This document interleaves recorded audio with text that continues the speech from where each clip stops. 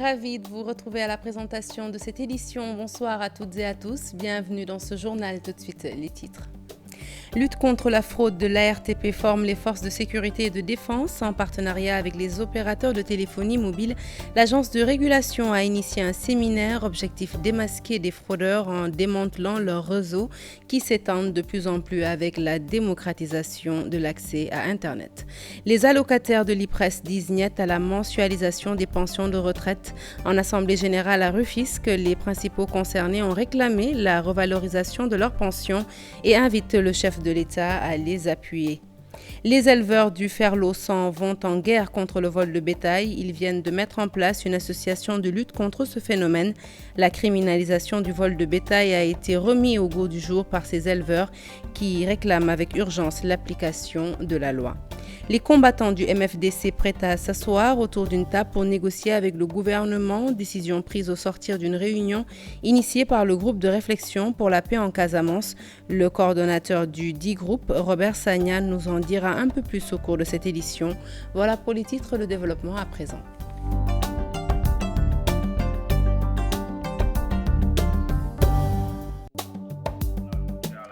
Rebonsoir à toutes et à tous. Je vous l'annonçais donc tout de suite en titre, les forces de défense et de sécurité en conclave pour lutter contre la fraude observée sur les réseaux de télécommunications. Objectif de cet exercice initié par l'ARTP, mieux outiller les bénéficiaires de ce séminaire pour faire face aux pirates qui causent d'énormes pertes à l'État, mais aussi aux entreprises de téléphonie mobile. Compte rendu signé Ibou Diouf. Depuis quelques années, la fraude sur les réseaux de télécommunications cause d'énormes préjudices à l'État et aux entreprises du secteur. Et ce phénomène est de plus en plus en vogue avec la fraude qui transforme des appels internationaux en appels locaux, d'où l'importance de former les forces de défense et de sécurité. Il s'agit pour certains fraudeurs d'aller à l'étranger, au niveau de la diaspora, de vendre la destination Sénégal à un certain prix, de récupérer l'argent de la diaspora, de transformer cet appel international grâce à Internet à un appel local. Donc généralement, quand vous voyez un appel sur votre mobile provenant de l'étranger avec un numéro local, c'est un appel frauduleux. Entre autres initiatives qui va aider ces forces de sécurité et de défense à mieux faire face à ces cas de fraude. Étant donné que c'est un problème de sécurité nationale, il est normal que l'on fasse appel aux forces de sécurité et de défense pour mieux les sensibiliser par rapport à ce fléau, mais aussi pour leur donner les armes pour pouvoir reconnaître et pouvoir lutter contre ce type de délinquance. Les forces de sécurité et de défense sont impliquées dans ce combat lié aux fraudes dans les réseaux de télécommunications pour éradiquer un tel phénomène. C'est une très bonne initiative, d'autant plus que c'est les nouvelles formes d'infraction, tout ce qui va de l'électronique aux télécommunications. Donc l'initiative permettra aux agents de mieux être outillés, ensuite d'être sur la même longueur d'onde que ceux qui sont beaucoup plus spécialisés dans ces types de fraudes. Cette formation initiée par l'ARTP est destinée aux forces de défense et de sécurité. L'objectif est d'éliminer tout cas de fraude sur les réseaux de la téléphonie au Sénégal.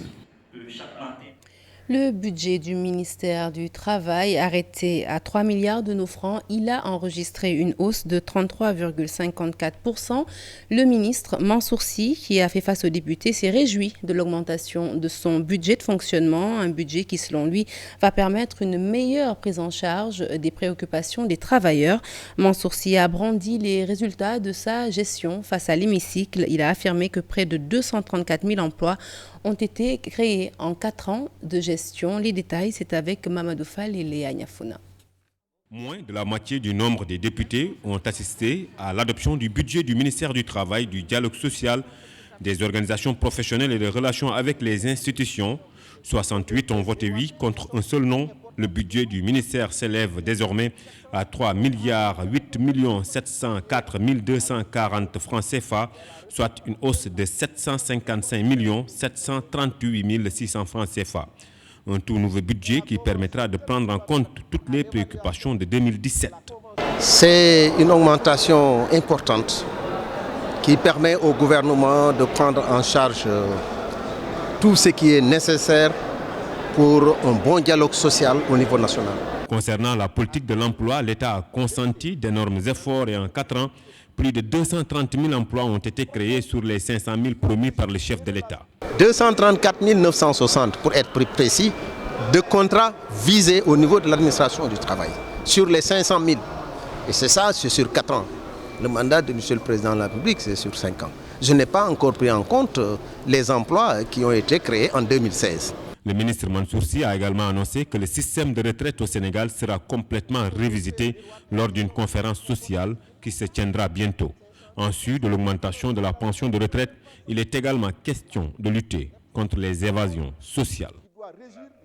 Merci Mamadou Fall. C'est une bonne transition pour parler justement de la mutualisation des pensions de retraite. Non à cette mutualisation.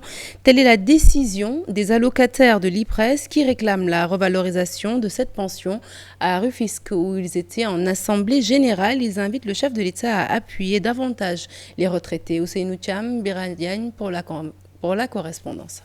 Regroupés autour d'un cadre unitaire, les allocataires de l'IPRES refusent catégoriquement la mensualisation de leur pension de retraite. En tournée à Rufisque, ces derniers disent attendre l'État dans la revalorisation de leur pension avant de penser à cette mensualisation. Ce qu'ils nous ont dit aujourd'hui au niveau de King Fahd Palace, c'est d'aller à la mensualisation en divisant les pensions par 2. Mais avant d'aller quand même à cette division, ils devaient se rendre compte qu'il y a des pensions avec une valeur de 6 000 francs, avec une valeur de 3 000 francs, avec une valeur de 15 000 francs.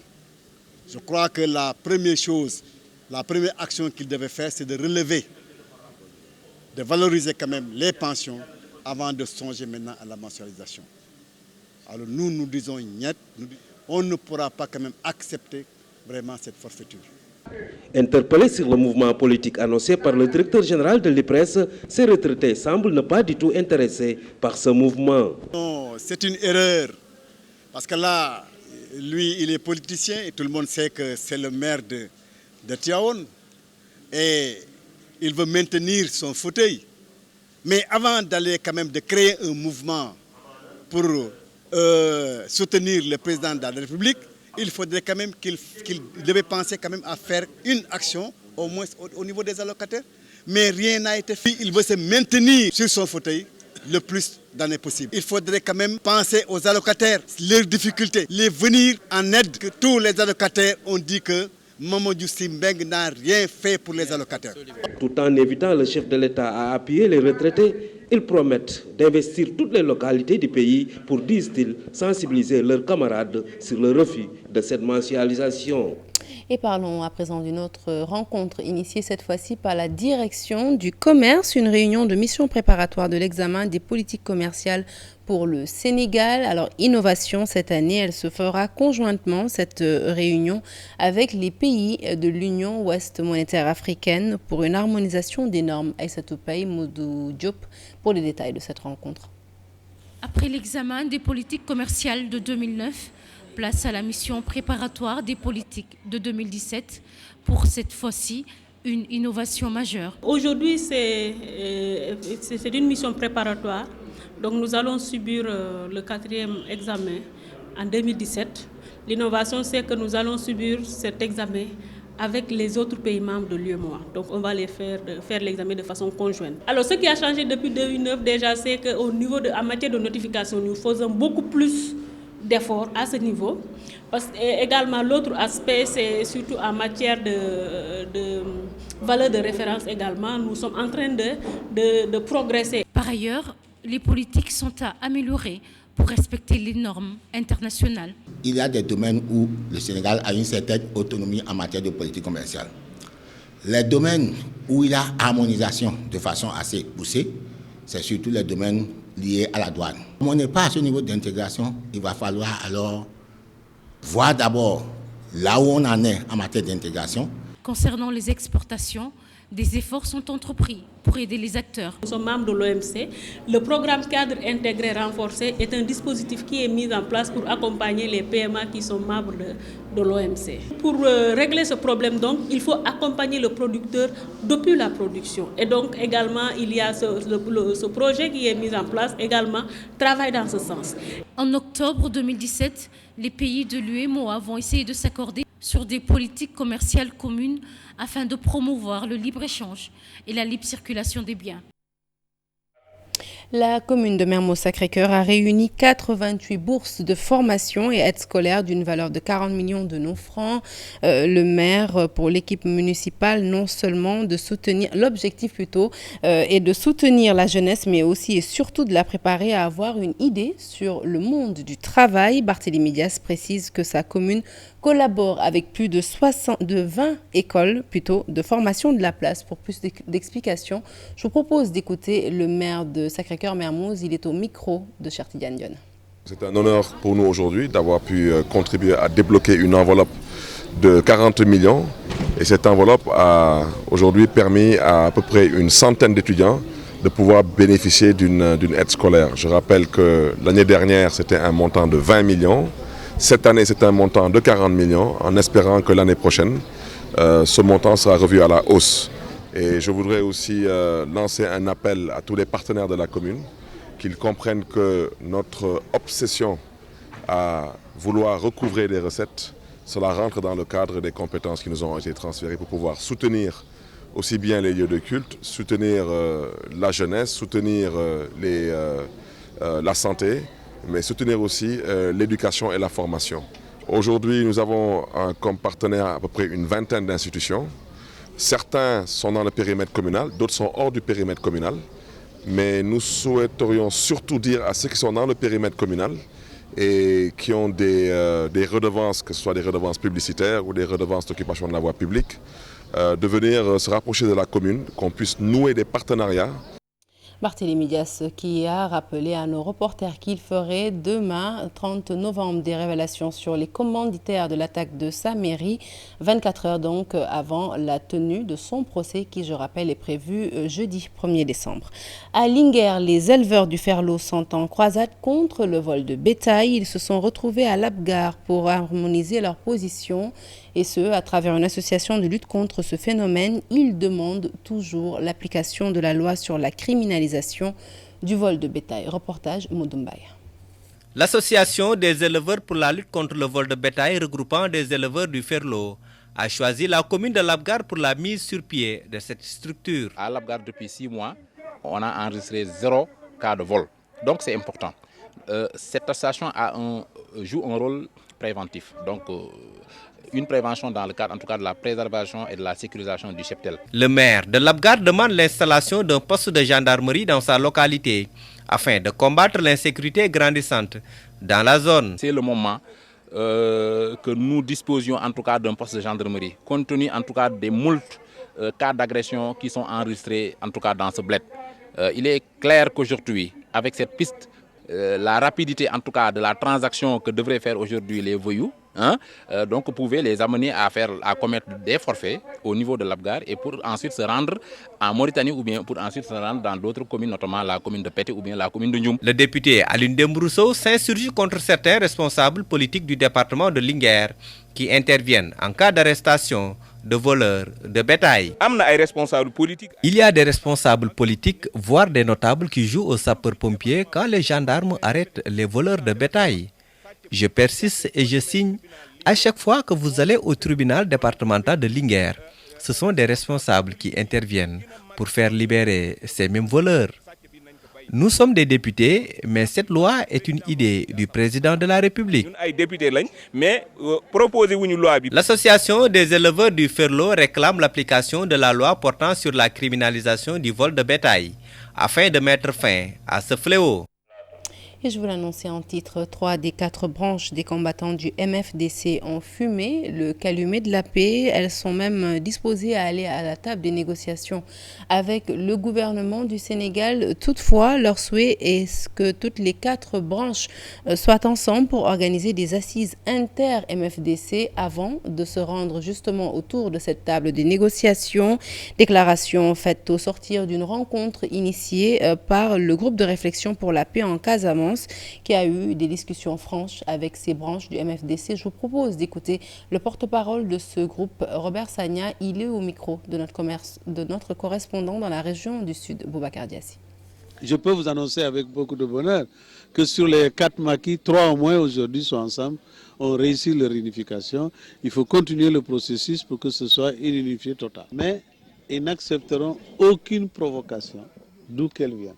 Ils ont également demandé à ce que de notre côté, nous puissions faire ce que nous pouvons pour ne pas susciter méfiance ou suspicion ou doute qui sont souvent à l'origine d'incidents non souhaités. Ils ont demandé au GRPC de revenir pour pouvoir engager des discussions plus approfondies qui permettraient de consolider les acquis, notamment l'unité du MFDC. Appuyer ces efforts de réconciliation qui sont en cours, mais eux, en tout cas, combattants de cette zone nord, sont tout à fait ouverts au dialogue, non seulement avec les populations, mais avec leurs compagnons de combat, de manière à ce que très rapidement, nous puissions aller vers des solutions de négociation, qui ne reculeront pas devant cette volonté d'unité, et ils ont tout fait pour que l'unité de 3 cantonnements, disons de 3 maquis sur les 4, faire de telle sorte que cette unité fasse son chemin et que les jours à venir, ils puissent arriver à une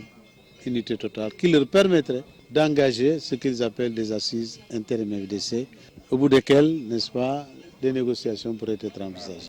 Et du Sud, nous mettons cap sur le centre du pays pour parler des inscriptions pour la carte d'identité biométrique CEDEAO à Touba. Les commissions sont prises d'assaut. Serigne Abdou Fattah Falilou vante les nouvelles cartes. Le chef de village de Touba Mosquée plaide pour plus de commissions afin d'inscrire un maximum de personnes. C'est un reportage signé notre correspondant sur place, Mohamed Diop. Opération de confection des cartes d'identité biométrique CEDEAO, les commissions mises en place à Touba sont prises d'assaut par les populations. Les opérations se déroulent à un rythme assez soutenu selon le président de cette commission. La première journée, je dis toujours que lundi, comme j'ai commencé un peu tard, après-midi j'ai fait 68. C'est le 21. 68, je confirme. C'est moi qui est président, je sais ce que je parle. La première journée, lundi, le 21, j'ai fait 68. La deuxième journée, j'ai fait 97. Le 23, j'ai fait 104. 110 autant pour moi. Le 24, c'est hier, j'ai fait 114. Aujourd'hui, j'ai commencé tardivement parce que j'avais un problème technique qui vient d'être réglé. Vous l'avez même vu et vous pouvez peut-être confirmer ce que j'ai dit. La machine a été réinstallée par notre brave opérateur. Seigne Fallou a été la personne qui a déposé. À la commission 6 au bureau du chef de village de Touba, les opérations ont démarré depuis lundi dernier. Serigne Abdou Fattah Falilou est venu s'inscrire ce matin. Cela me rappelle ma toute première carte nationale d'identité en 1963. C'était à l'époque des cantons. Je suis très ravi aujourd'hui. Je conseille à tout le monde d'aller s'inscrire pour disposer de cette carte biométrique CEDEAO.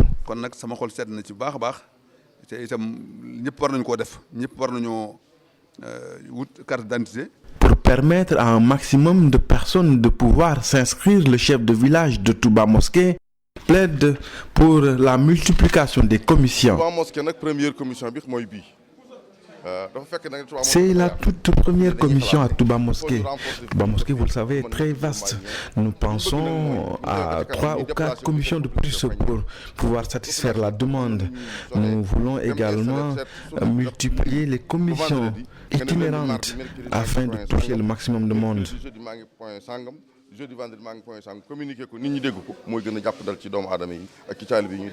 Prise d'assaut régulièrement tous les jours par les populations, les commissions d'inscription pour l'obtention de la carte d'identité biométrique CEDEAO fonctionnent correctement à Touba et environ.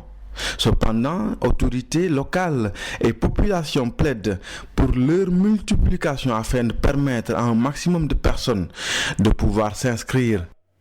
Dans le Wallo, les femmes productrices veulent accéder aux terres pour participer à l'autosuffisance en riz venue des villages environnants. Elles ont fait des plaidoyers pour avoir davantage accès à la terre, cooptées pour accompagner l'État dans le programme Offensive Riz de la CEDEAO. Elles étaient en visite à Richard-Toll pour présenter des centaines de tonnes de semences qu'elles ont produites. Selon elles, certaines femmes productrices font des centaines de kilomètres pour louer un lopin de terre, ce qu'elles jugent anormal. Alors on fait signe que cet élément a des soucis techniques. Nous y reviendrons certainement dans nos prochaines éditions. Direction Sandiara, située à une vingtaine de kilomètres de Mbour, des usines vont être implantées sur place grâce à la coopération décentralisée. Des centaines d'emplois vont être créés, des partenaires vont investir le terrain, assurance des autorités locales qui signent ainsi une lueur d'espoir chez les populations. Charanta Diop, Saïlatir. Des investissements, des usines vont sortir de terre ici à Sandiara, une localité située à une vingtaine de kilomètres d'Mbour. La mairie et des partenaires étrangers sont à pied d'œuvre pour la concrétisation de ces projets. Le maire veut faire de Sandiara une ville émergente. Cette commune de Sandiara se veut toujours comme un exemple de l'acte 3 de la décentralisation. Nous voulons une ville verte, mais nous voulons aussi construire une ville industrielle. Aujourd'hui, c'est juste encore un des actes que nous posons pour que cette ville aille de l'avant, que cette ville soit une ville exceptionnelle, qu'elle serve aussi de modèle, que toutes ces jeunes servent de modèle. Sandiara a longtemps souffert d'un manque d'infrastructures. Le ramassage des ordures pose un véritable problème. Grâce à la coopération décentralisée, les autorités locales sont en train de mettre en place un centre d'enfouissement technique et de recyclage des ordures pour la protection de l'environnement. Ceci permettra aux communes de Sandiara, Mbour, Sindia, Ndiaganiao de régler définitivement la problématique des ordures. C'est une décharge qui sera accompagnée de 2 usines, une usine de production d'énergie et une usine de production d'engrais. Et chacune des usines aura 80 emplois dans la zone de Mbour. L'idée, c'est de donner à chaque commune quelques camions. Et c'est aux communes là maintenant d'organiser la collecte et d'amener ces déchets à Sandiara pour ce qu'on appelle une pyrogazéification qui permet de produire du gaz, mais qui permet aussi de produire de l'électricité, mais aussi des engrais organiques. Déjà, une épine est extraite du pied. Des partenaires français de Clermont-Ferrand ont offert à la commune de Sandiara ce camion de dernière génération pour le ramassage des ordures. Lueur d'espoir chez ces femmes. Elles ont chanté et dansé dans l'enthousiasme. Allez, je vous l'annonçais tout de suite. Retour donc dans le Wallo. Les femmes productrices veulent accéder davantage aux terres pour participer à l'autosuffisance en riz venue de villages environnants. Elles ont fait des plaidoyers pour avoir davantage accès à la terre, cooptées pour accompagner l'État dans le programme Offensive Riz de la CEDEAO. Elles étaient en visite à Richard-Toll et c'était sous la présence de nos correspondants sur place, Ousseynou Diop et Habib Sek. Les femmes de la vallée du fleuve Sénégal veulent avoir accès aux milliers de terres disponibles dans les communes du Wallo et du Fouta pour la production du riz. Ces femmes réunies autour de la Fédération des regroupements et associations des productrices de la région de Saint-Louis font partie du programme Offensive Riz de la CEDEAO. Elles viennent des villages de Kolona, Guilado, Souloul, Mamel, Mundom et Mban. Pour participer à l'atteinte de l'autosuffisance en riz, elle demande aux différentes collectivités locales de les octroyer des terres pour la production du riz local. On a beaucoup cherché, mais nous n'avons rien trouvé. On est obligé de louer dans d'autres communes et chaque année, on change de localité parce que les propriétaires récupèrent leurs parcelles. Il faut que l'État nous aide. Parce que vous voyez ici des femmes qui vont produire à Guiladou, presque à côté de Rosbetio. Elles quittent Thiago, Mban ou Richard-Toll pour aller louer des champs pour pouvoir produire. Donc ça, c'est vraiment l'accès à la terre, mais nous sommes agressés. Rien que pour les 6 derniers mois, elles ont produit des centaines de tonnes de semences sur une superficie de 25 hectares. Selon la présidente de la FEPRODES, les femmes ont un rôle essentiel à jouer pour accompagner l'État du Sénégal. Il est temps qu'on puisse aider les femmes. Si les femmes mettaient la main à la pâte, on leur donne des terres, on peut être autosuffisant en riz quand on le veut. Mais tant qu'on va exclure les femmes et les jeunes au niveau de la production risicole, on ne sera jamais autosuffisant. Les productrices de la Fédération des regroupements et associations des productrices de la région de Saint-Louis ont visité le laboratoire de contrôle de qualité des semences de Richard Toll. L'une de leurs priorités est pour le moment d'avoir des centaines de terres pour participer à l'autosuffisance en riz. Hors de chez nous, l'actualité internationale naturellement dominée par le crash d'un avion parti de Sao Paulo au Brésil pour la Colombie. Toute une équipe de football brésilienne décimée, des journalistes, le staff technique à bord de l'appareil. Bilan, plus de 70 morts également dans cette page internationale. La présidentielle haïtienne et l'élaboration d'un nouveau code de la communication au Gabon. Il réprime désormais toute manipulation de la presse à des fins politiques. Le récit de ce tour d'horizon de l'actualité internationale est signé Daniel Diouf. Le monde du football endeuillé avec le crash d'un avion qui transportait 81 personnes, dont les membres d'une équipe de football brésilienne. Plusieurs joueurs de l'équipe sont morts dans le crash. La police colombienne annonce la mort de 76 passagers et membres d'équipage. 5 personnes ont survécu.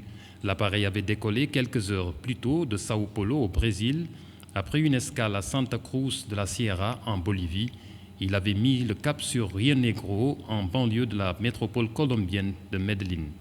À l'intérieur, 22 footballeurs, 28 accompagnants du staff technique, 22 journalistes et un équipage composé de 9 personnes. Au Gabon, le gouvernement va en guerre contre les journaux utilisés comme des outils de combat politique. Il vient d'annoncer l'élaboration d'un nouveau code de la communication. Le document, dont l'entrée en vigueur est prévue pour le 2 janvier 2017, interdit toute manipulation de la presse à des fins politiques. Lors d'une conférence de presse ce mardi, le ministre de la Communication, par ailleurs porte-parole du gouvernement, a rappelé quelques dispositions du nouveau code. Désormais, en vertu de l'article 180 du code, l'éditeur, l'imprimeur, le distributeur, l'hébergeur ou le diffuseur sont solidairement responsables des délits commis en matière de communication avec le journaliste responsable de ses écrits et son journal. Autre nouveauté apportée, l'incompatibilité des fonctions de ministre, agent d'État, membre d'une direction de parti, magistrat, agent des forces de défense ou de sécurité avec celle de propriétaire d'une entreprise privée de communication. Le nouveau code de la communication du Gabon prévoit en outre l'utilisation d'un pseudonyme par le journaliste, mais un seul. Il doit être déposé au Conseil national de la communication afin de pouvoir identifier le journaliste en cas de poursuite. Des dispositions qui font déjà réagir. Enfin, sur ces images, le président nouvellement élu de Haïti, son nom, Jovenel Moïse, le candidat choisi par l'ex-chef de l'État, Michel Martelly, pour représenter son parti. Il a remporté l'élection présidentielle haïtienne au premier tour avec un peu plus de 55% des voix. À 48 ans, Jovenel Moïse signe avec cette élection le début de sa carrière politique.